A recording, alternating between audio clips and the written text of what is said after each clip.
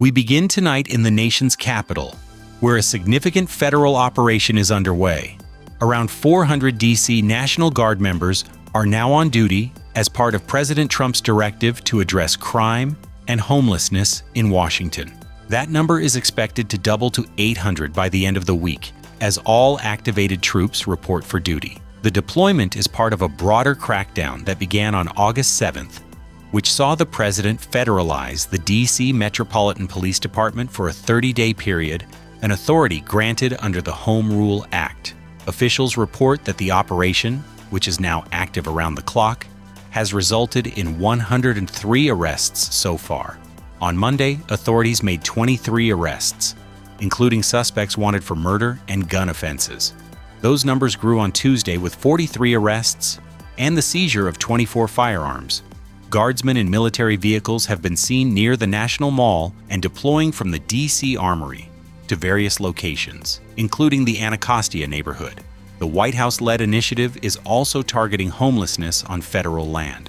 Individuals camping in parks under the National Park Service's jurisdiction are being given an ultimatum: leave the area, accept placement in a homeless shelter, or face arrest.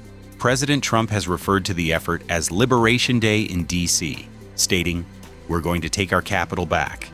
While the administration takes direct action on the streets of Washington, a major political battle is brewing just down the road on Capitol Hill, with the threat of a partial government shutdown looming. With lawmakers currently on recess and not expected back until after Labor Day, the clock is ticking toward the September 30th funding deadline. President Trump expressed deep skepticism today about the prospects of a deal with Democratic leaders. He stated he would meet with Senate Minority Leader Chuck Schumer and House Minority Leader Hakeem Jeffries, but predicted little progress, calling it almost a waste of time. The president added, "I don't believe anybody is capable of making a deal with these people. They have gone crazy. To avoid a shutdown, Congress must pass a dozen spending bills, a process that has been stalled for decades and typically results in a short-term extension known as a continuing resolution, or CR. However, any such measure would need Democratic support to pass the Senate's 60-vote threshold. Relations are particularly tense following the recent passage of a Republican package that clawed back $9 billion in previously approved funding, including deep cuts to NPR, PBS, and foreign aid. Democrats have warned that any further partisan maneuvers could doom funding negotiations. For their part, Senate Republicans, under Majority Leader John Thune, have advanced a trio of bipartisan funding bills, but the larger standoff over the budget remains unresolved. Amid these partisan clashes, the White House is today highlighting what it calls a key legislative success, marking a significant anniversary. Today, August 14th, is the 90th anniversary of the Social Security Act, the landmark legislation signed into law by President Franklin D. Roosevelt in 1935, during the Great Depression. President Trump is issuing a presidential proclamation to honor the occasion, touting his administration's efforts to strengthen the program. The proclamation highlights provisions in the recently passed Republican spending package, which the president says will allow the vast majority of seniors who receive Social Security to pay zero taxes on their benefits, calling it the largest tax break for seniors in the history of our country. The administration is also pushing back against Democratic criticism that it has harmed the program. A White House spokesperson accused Democrats of peddling lies, pointing to what they describe as drastic improvements in customer service. According to the administration, the average telephone wait time for the Social Security Administration has been reduced from 30 minutes last year to just 6 minutes today, an 80% reduction. Officials also note that disability claim backlogs have been cleared and that over 3.1 million payments, totaling $17 billion, have been delivered ahead of schedule. In his proclamation, the president recommits to protecting programs like Social Security and Medicare against fraud and ensuring income security for future generations. Turning now to foreign policy, President Trump is renewing a controversial proposal aimed at ending the war in Ukraine, which has now stretched for 3.5 years. The proposal involves a territorial land swap that would grant Moscow control over Ukrainian regions currently under its occupation.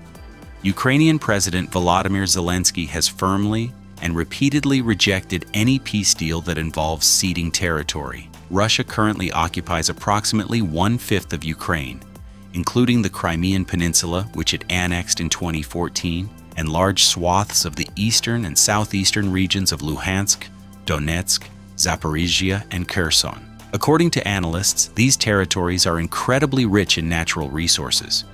David Salvo of the German Marshall Fund warns that if Russia keeps the land, it would be stealing vast quantities of critical minerals like lithium, coal, and natural gas. The Institute for the Study of War, a DC-based think tank, cautions that Russia could exploit these resources and sell them to China, a move that would also undermine a US-Ukraine mineral deal signed just this past April. The economic consequences for Ukraine would be devastating, with losses estimated in the hundreds of billions of dollars. The occupation has already inflicted approximately $80 billion in damages and losses on Ukraine's agricultural sector, threatening its status as Europe's breadbasket and impacting global food supplies. And back in the United States, a high-stakes political battle in Texas could have significant consequences for the balance of power in Washington. On August 12th, the Texas State Senate passed a new congressional map in a special session. The map is designed to give the Republican Party an additional 5 seats in the U.S. House of Representatives. The measure passed on a 19-2 vote, but only after all but 2 Democratic state senators walked out of the chamber in protest. The fight has now escalated in the Texas House of Representatives. To prevent the lower chamber from voting on the map, Democratic members have fled the state, denying Republicans the quorum needed to conduct business. This dramatic move has created a standoff, with Republican Governor Greg Abbott vowing to keep calling special sessions until the map is passed and signed into law. This contentious mid-decade redistricting effort in Texas is part of a larger national struggle over political power, with similar battles playing out in other states. The outcome in Texas could be pivotal, as a shift of 5 congressional seats is substantial enough to potentially determine which party holds the majority in the U.S. House of Representatives following the next election cycle.